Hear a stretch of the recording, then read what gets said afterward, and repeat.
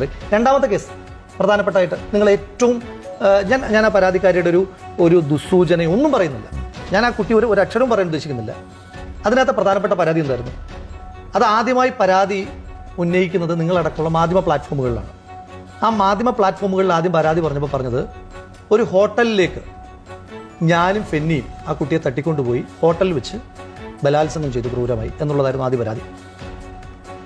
അത് KPCC president അയക്കുമ്പോഴത്തേക്കിന് hotel എന്നുള്ളത് മാറി ഹോം സ്റ്റേ ആയി മാറും.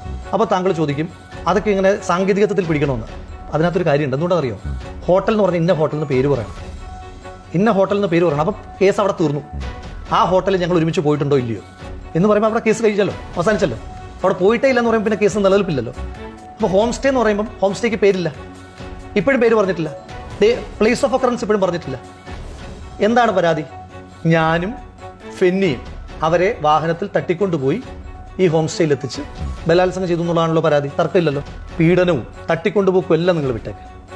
ഞാനും ഫെന്നിയും അവരും ഒരുമിച്ച് ഒരു കാർ യാത്രയെങ്കിലും നടത്തിയിട്ടുണ്ട് എന്ന് ഒന്ന് തെളിയിക്കാം. ജീവിതത്തിൽ യാത്ര ചെയ്തിട്ടില്ല.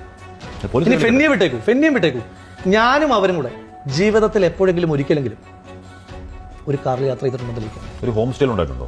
ഹോം സ്റ്റേയിൽ ഒരുമിച്ച് യാത്ര ചെയ്താലേ ഈ ഹോം സ്റ്റേയിൽ എത്തുള്ളൂ. അല്ലെങ്കിൽ രണ്ടായിട്ട് ഒരു ഹോം സ്റ്റേയിൽ എത്തണ്ടേ? ഞങ്ങൾ എത്തിയിട്ടില്ല. ഞങ്ങൾ എവിടെയും പോയിട്ടില്ല. പിന്നെ എവിടെയായിരുന്നു സംഭവം? അത് നിങ്ങൾ ആരോപിക്കപ്പെട്ട സംഭവത്തിന്റെ അതിന് മുഴുവൻ കാര്യങ്ങളും പൊളിഞ്ഞില്ലേ? പിന്നെ ഞാൻ എങ്ങനെയാ അതിന് പറയുന്നത്? അങ്ങനൊന്നുമില്ല.